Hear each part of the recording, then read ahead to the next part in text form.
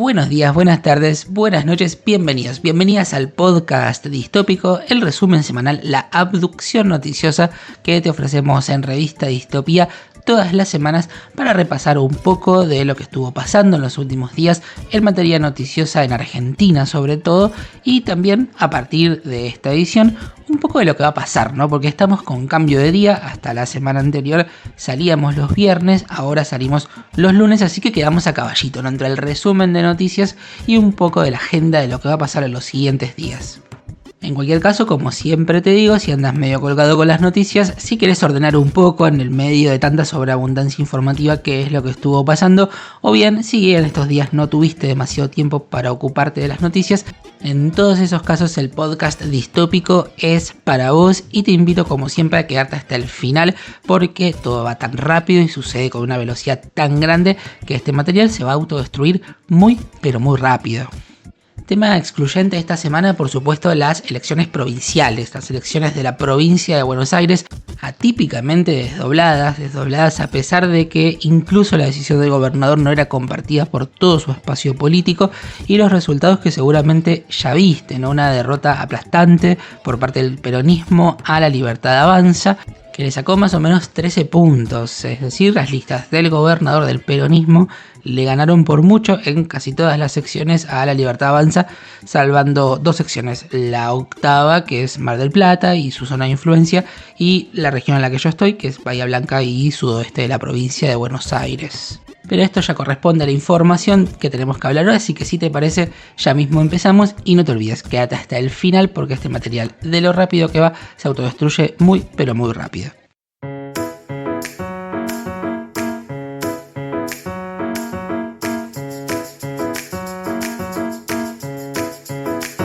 Bien, ahora sí empezamos con la información y por supuesto vamos con las elecciones en la provincia de Buenos Aires, elecciones como decíamos recién atípicamente desdobladas, ¿no? Tradicionalmente la provincia de Buenos Aires, que es considerada un bastión muy fuerte para la atracción de votos a nivel nacional, votaba junto con las elecciones a nivel país, ¿no? Si se votaba presidente también se votaba gobernador, y en el caso de las legislativas, cuando votábamos integrantes del Congreso de la Nación, también votábamos integrantes para la legislatura bonaerense. Bueno, eso no fue así en este turno porque Axel Kicillof, el gobernador, decidió desdoblar esta elección en una estrategia un poco osada y que también disputaba, si se quiere, su propio partido, que no estaba 100% de acuerdo. De hecho, la misma Cristina Fernández de Kirchner públicamente dijo que no estaba de acuerdo con esta estrategia, que iba a acompañar, pero que no estaba de acuerdo. De esta forma, ayer 7 de septiembre, los bonaerenses y las bonaerenses fuimos a las urnas a votar integrantes para la legislatura y también para los consejos deliberantes municipales, y el resultado fue muy contundente. Ganó el peronismo por más de 10 puntos a La Libertad Avanza, y esto tiene una significación especial porque Javier Milei se puso al frente de la campaña de los libertarios. Él mismo se encargó de nacionalizar esta campaña, toda vez que habló de ponerle el último clavo al ataúd del kirchnerismo nunca más, esta elección como techo para el peronismo y piso para ellos en el caso de octubre. Bueno, él se encargó de que esta elección tenga una lectura plebiscitaria y nacional, y lo concreto es que Fuerza Patria obtuvo el 47% de los votos y los libertarios llegaron casi a 34%. El peronismo ganó en 6 de las 8 secciones electorales. La provincia de Buenos Aires está dividida en secciones electorales que son 8, y en 6 ganó el peronismo. Ganó también 99 de los 135 municipios, y el triunfo fue realmente contundente, mostrando también una derrota contundente del gobierno. Respecto a las otras fuerzas, la izquierda sacó cerca del 5%, una elección decente para los números que suele sacar el Frente de Izquierda, y Somos, una coalición que tiene al radicalismo adentro y que en muchos distritos, sobre todo del interior, es oficialismo, sacó un resultado muy magro, llegó a poco más del 4%. Para el radicalismo, que venía formando parte de Juntos por el Cambio, un resultado muy pero muy adverso. La participación fue baja, 63.2%, elección desdoblada por primera vez desde el regreso de la democracia. Antes había ocurrido, pero desde el regreso de la democracia fue la primera vez. A partir de este resultado, primero que hablaron todos los dirigentes y después vinieron todas las especulaciones, ¿no? Vamos a ir por partes. Los primeros en salir a reconocer su derrota fueron los libertarios. El propio presidente, que hasta último momento se especuló con si iba a estar o no en el búnker de La Libertad Avanza, estuvo finalmente, tomó la palabra, empezó de una manera que parecía muy correcta, ¿no? Empezó diciendo que aceptaban la derrota y que eso es lo que correspondía hacer.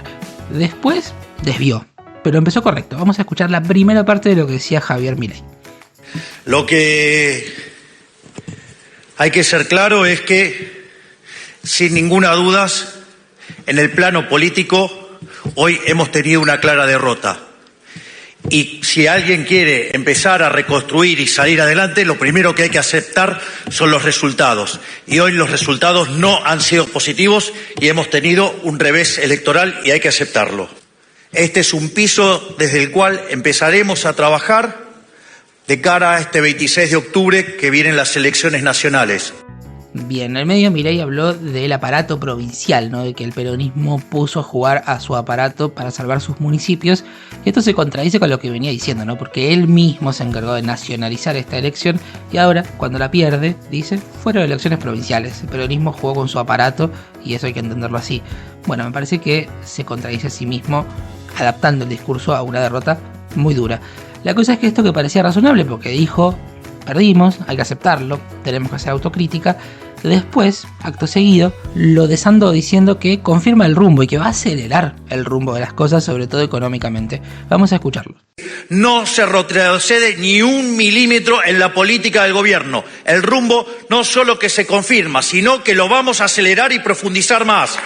Porque no estamos dispuestos a entregar un modelo que tomó la tasa de inflación en niveles del 300% y lo llevó al 20%, porque no estamos dispuestos a ceder en un modelo que hoy la economía se expande a una tasa del 7% en promedio en el primer semestre, porque no estamos dispuestos a entregar un modelo que sacó a 12 millones de personas de la pobreza. En definitiva, si hemos cometido errores en lo político, los vamos a internalizar, los vamos a procesar, vamos a modificar las acciones y vamos a hacer cada día mejor para tener un mejor resultado el 26 de octubre. Bien, primero escuchamos un Milei muy poco Milei. Hace tiempo que las encuestas le dicen que gritar e insultar tanto ya no convence tanto electoralmente, entonces lo vemos un poco encerrado, ¿no? Él tiene que aceptar una derrota, pero por otro lado la activación que él necesita generar, que habitualmente lo hacía a través de insultos y frases muy fuertes, no puede hacerlo tanto. Vamos a ver cómo gestiona esto de aquí a 26 de octubre. Pero por otro lado da algunos datos un tanto erráticos, como habitualmente hace él y La Libertad Avanza. Primero, la tasa de inflación que él menciona es cierto, bajó considerablemente, totalmente real, pero el punto de partida que él establece incorpora los primeros 2 meses de su gobierno, cuando hubo inflaciones altísimas producto de su propia devaluación. De la misma manera, si la economía creció, como él dice, lo concreto es que esto fue por la retracción que ya venía sucediendo en el gobierno anterior, pero que él profundizó, ¿no? Él llevó la economía a niveles muy bajos, producto del parate que le puso la actividad económica. Y respecto a esa fuerte recesión, sí, creció la economía, pero ¿a dónde llegó? No es que se expandió a partir de una base alta, sino de un retroceso que él mismo había generado. Y por otro lado, el tema de la pobreza, los indicadores dan una baja de pobreza. En todo caso, creo que es meritorio que no haya más gente en la pobreza, pero también es cierto que hay algo cambiando en la matriz microeconómica, ¿no?, de las familias, por lo cual cada vez hace falta trabajar más para tener lo mismo, que eso mismo alcanza para llegar al 20 del mes, que hay muchísimas familias endeudadas con préstamos personales, con tarjetas de crédito que se usan para comprar alimentos, con costos fijos que se llevan a la gran mayoría de los salarios, con salarios estancados y con una naturalización de la economía informal muy propia del capitalismo de plataformas. Entonces vemos que la autocrítica de Milei tiene que ver con el armado político. Él dice: tuvimos errores políticos y seguramente habrá algún cambio de gabinete o algún replanteo del funcionamiento del gobierno, pero no va a tocar el rumbo económico. Mi sensación es que este resultado tiene que ver con otras cosas, pero en un ratito lo hablamos. Ahora vamos a escuchar un pequeño fragmento de lo que decía Axel Kicillof, gobernador de la provincia de Buenos Aires, gran ganador de esta elección. Ahora lo conversamos también, después de conocerse el resultado y después de que hablara Milei. Las urnas Le dijeron al presidente Milei que no se puede frenar la obra pública. Las urnas le explicaron que no se le puede pegar a los jubilados. Las urnas, con 13 puntos de diferencia, le explicaron que no se puede abandonar a las personas con discapacidad.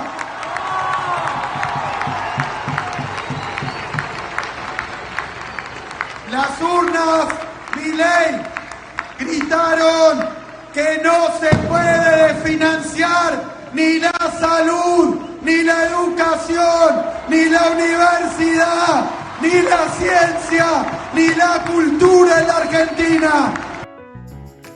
Bien, también se escuchó un audio de Cristina en ese festejo del peronismo en el búnker de Fuerza Patria. Cristina desde su prisión domiciliaria, por eso se escuchó un audio y también bailó en el balcón.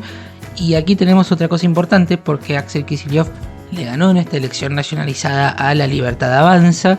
Él es gobernador, así que consigue una reválida de su gestión de gobierno y por otro lado, él decide desdoblar esta elección y Cristina Kirchner y la Cámpora estaban en contra, lo manifestaron públicamente y ahí se está disputando el liderazgo del peronismo y debemos decir que la estrategia de Axel Kicillof resultó acertada, ¿no? La elección resultó un triunfo para el peronismo por 13 puntos, muy contundente, así que Kicillof gana en el Frente Nacional, le gana a su principal opositor político y también en el Frente Interno.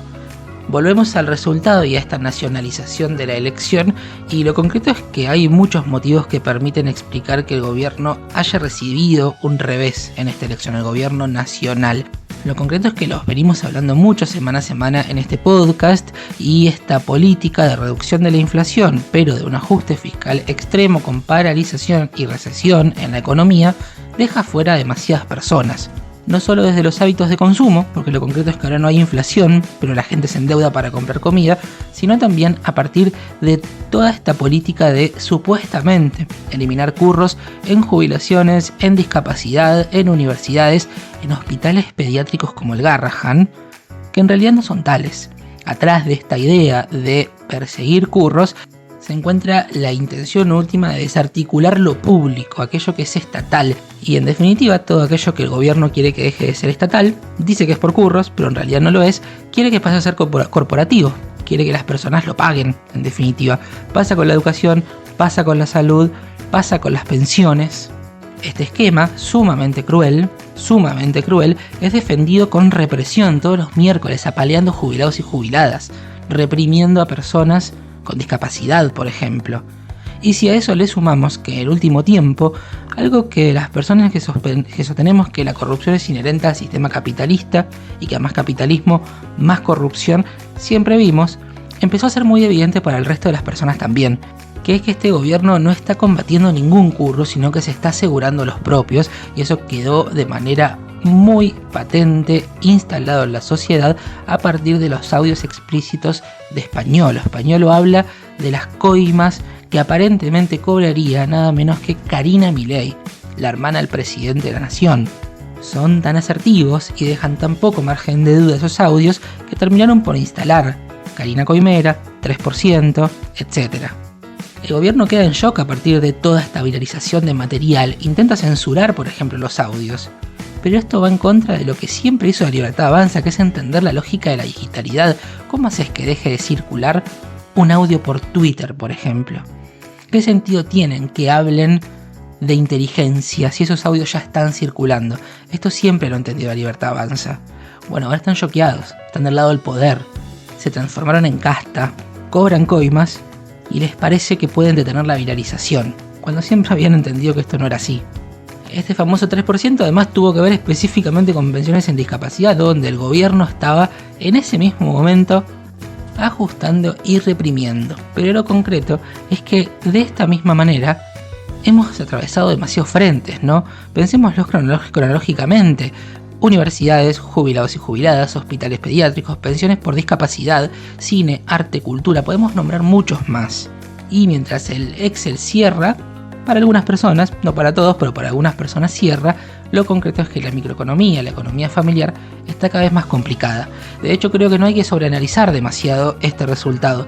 El mejor tweet que leí anoche acerca del resultado de la elección, lo perdí por esas cosas del algoritmo, viste que actualizas y se te van los tweets que acabas de leer, pero sí llegué a leerlo, y decía muy pocas palabras, decía literalmente mucha sobreinterpretación, punto seguido, no hay un mango. Creo que la historia y la tradición democrática y de votaciones en nuestro país tiene mucho que ver con el sentido del voto en esta elección, y que en definitiva lo que pasa es eso, la gente no ve los resultados del esfuerzo que se le exige, porque esos resultados van a parar a otro sector, a los más poderosos de la sociedad, a los laboratorios, por ejemplo, a las corporaciones. Pensando de acá en adelante, bueno, el gobierno tiene octubre como objetivo, hablan de su piso en la provincia de Buenos Aires, pero no su techo. Spert es el candidato en la provincia de Buenos Aires, un mal candidato, realmente. Vamos a ver qué es lo que sucede y qué pasa en el resto del país. Las elecciones provinciales, de todos modos, no le están siendo fáciles a La Libertad Avanza. Ganó en Ciudad de Buenos Aires, por ejemplo, pero sacó el 30%, no es que descolló. En provincia fue aliado con el PRO, no tiene de dónde sacar más votos. Lo concreto es eso, hay que ver si alguna pauta de votación cambia de acá a octubre, pero en principio la diferencia fue de 13 puntos, ¿no? Y ahora lo que tenemos que ver es cuál es la capacidad del gobierno de hacer autocrítica, porque evidentemente crítica no es solamente de errores políticos, como dijo Javier Milei. Hay expectativa en los mercados. Si vamos ahora a los sitios de noticias, en este momento, ahora que lo podemos hacer porque salimos los lunes, así que tenemos las noticias más frescas, vemos por ejemplo que caen las acciones, que sube el dólar, que los bonos caen también, y el gobierno tiene que interpretar estas señales, porque el mercado siempre le jugó a su favor, esto también tenemos que decirlo. Por otro lado, el gobierno prevé 2 reuniones de gabinete, está desarrollando una en este momento y hay otra prevista para la tarde. Vamos a ver qué resulta de esas reuniones de gabinete, pero lo concreto es que también el gobierno tiene muchos conflictos internos, tiene por lo menos 2 sectores internos que se están peleando mucho. En estos últimos días llegamos a la elección provincial con un tuit nefasto del Gordo Dan, el troll libertario más lisérgico de todos, hablando de la hija con discapacidad de Luis Juez, y ese tuit fue repudiado por Guillermo Francos. Y Luis Juez dijo que Karina Milei se comunicó con él para decir que no estaba de acuerdo con Dan. Por otro lado, llegan con un escándalo de corrupción muy concreto y muy poco trabajado desde el punto de vista de la crisis política que generó, y entonces vemos muy apuntada a Karina Milei, que por otro lado nadie se imagina que pueda salir del gobierno, pero también a Martín Menem, que es el presidente de la Cámara de Diputados, está en la línea de sucesión presidencial.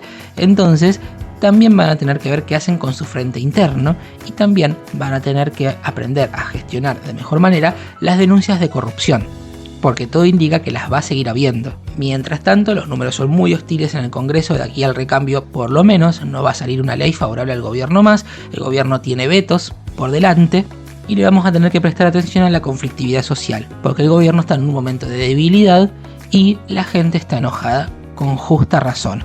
Nobleza obliga, Milei la semana pasada fue a Estados Unidos, pero aunque sea tuvo la delicadeza de no ir a Las Vegas a ver a Fátima Flores. Algo es algo. Bien, dicho esto, hasta aquí llegamos con el tema elecciones. Vamos a pasar a otros temas que tienen que ver con el resumen de noticias de los últimos días. Pero antes el pequeño corte que habitualmente hacemos en el podcast distópico, en el cual yo te recuerdo que estás en la abducción noticiosa de Revista Distopía, un resumen de lo que estuvo pasando en los últimos días, pequeña agenda de lo que va a venir también, porque ahora estamos los lunes. Hasta la semana anterior salíamos los viernes con el podcast distópico y ahora cambiamos, salimos los lunes con nuestra abducción noticiosa, mismo sentido, mismo tratamiento de la información, misma invitación a pensar críticamente la realidad y lo que pasa. Pero no cerramos la semana, sino que abrimos la siguiente. Esta es la única diferencia. Por otro lado, no es nuestro único soporte para comunicar qué es lo que pasa, sino que también, por ejemplo, tenemos un newsletter, 1984, El Ojo que Todo Lo Ve. Es quincenal, es gratuito, solamente tenés que estar suscripto o suscripta. En nuestras redes siempre compartimos el enlace para que puedas suscribirte. Se viene una nueva edición, porque toca esta semana, newsletter. Pero acá también tenemos un anuncio, atención, si estás suscripto a 1984, El Ojo que Todo Lo Ve, o si querés suscribirte, vamos a cambiar de día. Va a seguir siendo quincenal, gratuito, con suscripción como siempre, pero vamos a cambiar de día. El newsletter va a pasar a enviarse los sábados, sábado por medio, más o menos 10 de la mañana, como siempre, ya no los miércoles, sino los sábados. Así que no esperes nuestro mail pasado mañana, sino espéralo el sábado porque va a llegar y vamos a hablar de un tema interesante que es la posverdad. Como verán, tiempos de cambios de esquema en Distopía, seguimos haciendo lo mismo pero en días distintos, podcast distópico los lunes, newsletters sábados por medio. Tenemos también los reels que habitualmente realiza y edita Eve en base a la noticia distópica de este podcast, así que seguimos encontrando siempre formas de relatar este tiempo tan distópico. Como siempre te digo, esto es posible gracias a la comunidad distópica, ¿no? Notarás que la forma que tenemos de abordar los temas no son tan habituales en los medios que más se ven, que más visibles son. Tenemos sin duda una impronta muy independiente y no nos gusta que nada limite las cosas que tenemos para decir. Y eso es posible porque nuestro único sostén es la comunidad distópica. Son ustedes con sus aportes para que nosotros podamos seguir haciendo esto que hacemos y lo hagamos cada vez más y cada vez intentando ser mejores. ¿Cómo podés colaborar entonces con Distopía? Bueno, puedes hacernos un aporte. Tenemos dos formas de aporte. Por un lado, el aporte por única vez. Entras a nuestro link, nos aportás. Nada es mucho, nada es poco, todo suma, así que podés aportarnos por única vez. Y si no, podés ser suscriptor o suscriptora mensual. Y también con suscripciones, mediante suscripciones que son mensuales, vos elegís de cuánto. Nosotros tenemos 3 sugerencias, ninguna de ellas muy costosa, pero lo concreto es que vos elegís con cuánto aportás por mes y de esa forma también colaboras a que podamos seguir existiendo. Así que ya sabes, si te ayudamos a informarte, si te acompañamos, si te ayudamos a hacerte preguntas o a respondértelas, si coincidís en nuestra manera de abordar este tiempo tan distópico que intentamos relatar de diferentes modos, bueno, podés ayudarnos a seguir existiendo. Ahora bien, hay otra opción que no es precisamente económica y que está al alcance de todos, que son las alabanzas al dios algoritmo. En este tiempo donde todo está determinado por unos y ceros, podés ayudarnos a ser más visibles en las redes sociales, poniéndole me gusta a este video o a este audio de Spotify, suscribiéndote, comentando, compartiendo, publicando una historia y etiquetándonos. Todo eso ayuda muchísimo a llegar cada vez a más personas. Así que ya sabes, estas son las formas que tenés para colaborar con Distopía. Bien, vamos un poco comprometidos con el tiempo, así que hoy vamos a postergar la noticia distópica. La semana que viene volvemos como siempre, pero seguimos con la información y vamos a hablar del fentanilo, porque otro de los conflictos que estuvo atravesando el gobierno y que erosionó bastante su credibilidad tiene que ver con cómo abordó esta cuestión del fentanilo adulterado, que los organismos de control que el propio gobierno administra fue incapaz de rastrear eficazmente.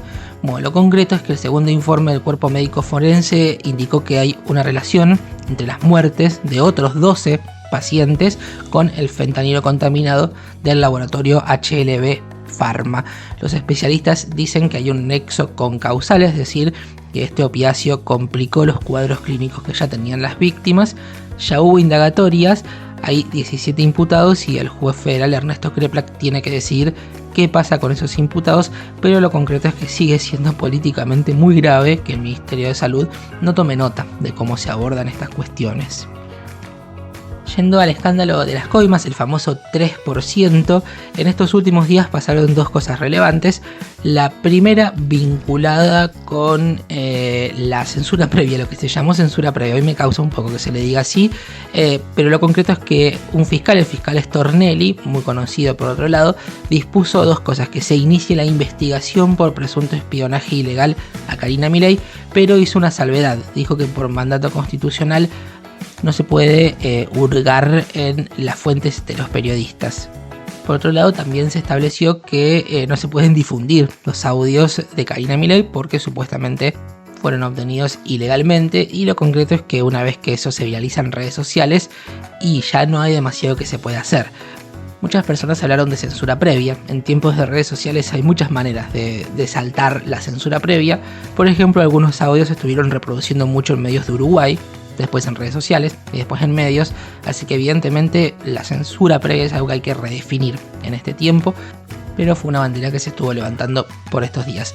Por otro lado, acerca del celular de Españolo, hay audios que no se pueden recuperar en su celular, y esto sí es un dato bastante importante. Dicen que el teléfono no tenía chats ni con Javier ni con Karina Milei, esto según una crónica de Diario Clarín. Y esto es bastante contundente. ¿Qué estamos esperando acerca de Spagnuolo? Bueno, ¿cuál es su estrategia legal? Porque él puede tomar dos caminos. Por un lado puede plegarse a la estrategia del gobierno y decir que la obtención de estas filtraciones ha sido ilegal. En ese caso seguramente habrá pactado con el gobierno, pero también puede declarar en calidad de arrepentido y mencionar a algunas personas. La atención en el caso de las coimas está puesta ahí en este momento. ¿Cuál va a ser la estrategia defensiva de Spagnuolo?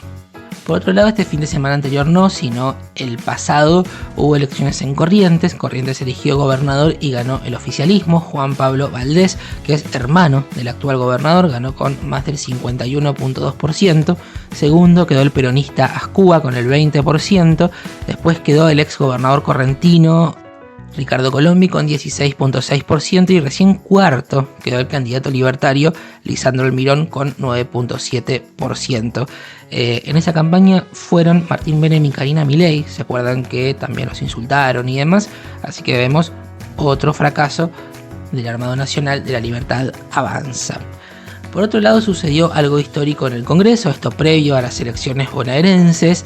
La oposición en el Senado, peronistas, radicales, macristas y senadores que responden a gobernadores, desactivaron el veto del presidente e insistieron con la aprobación de la emergencia en discapacidad. Esta decisión parlamentaria se obtuvo por más de 2/3, fueron 63 votos a favor y 7 en contra. Los 7 en contra, todos oficialistas, libertarios y una senadora del PRO, que es la que escuchamos en la edición anterior del podcast diciendo que los niños de todo el país no tienen derecho a atenderse en el Garrahan, por ejemplo.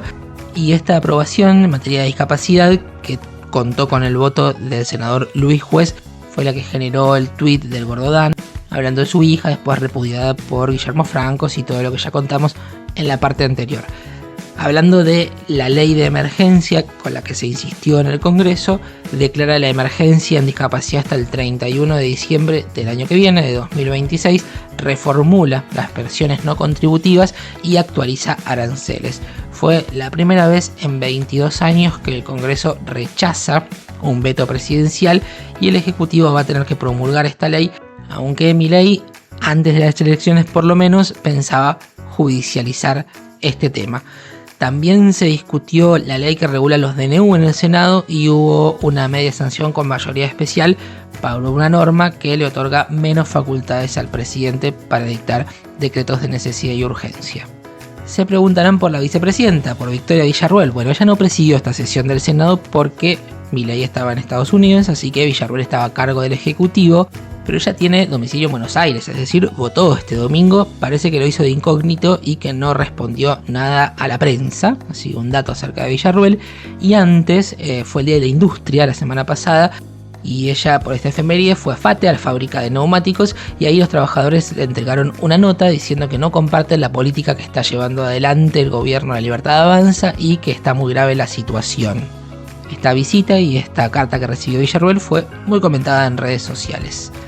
Vamos a hablar brevemente de economía porque todo esto va a quedar muy viejo rápido, pero lo concreto es que ya antes de las elecciones bonaerenses el gobierno nacional había anunciado que el Tesoro va a empezar a intervenir en el mercado de cambios. Lo avisaron en redes sociales en contra de lo que acordó el gobierno con el Fondo Monetario Internacional.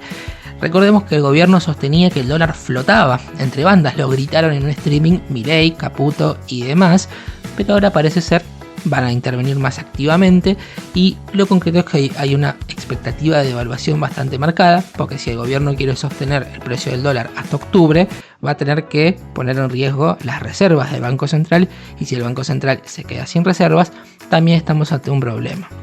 Por lo pronto, el dólar subiendo, ya veremos qué novedades hay de acá en adelante. Yendo a la economía más próxima, dos datos que me llamaron la atención. Crisis en panaderías, en 18 meses cerraron 14.000 panaderías y la venta de facturas cayó 85%. Supongo que el gobierno debe sostener que, no sé, se venden más sándwich de miga, porque siempre le echan la culpa a cambios culturales. Lo concreto es que la gente está yendo menos a la panadería y que en 18 meses, en un año y medio, cerraron 14.000 locales. Algo parecido pasó con los kioscos. La crisis impactó con fuerza en los kioscos y según la Unión de Kiosqueros de la República Argentina, en el último año Argentina perdió 16.000 kioscos. una noticia vinculada con esto, el gobierno autorizó a los puestos de diarios a prestar servicios de correo postal y puntos de retiro en todo el país. Por otro lado, en cuanto a las universidades, la semana pasada hubo paro y la noticia para las siguientes semanas es que se viene una nueva marcha federal de las universidades dentro de 2 o 3 semanas.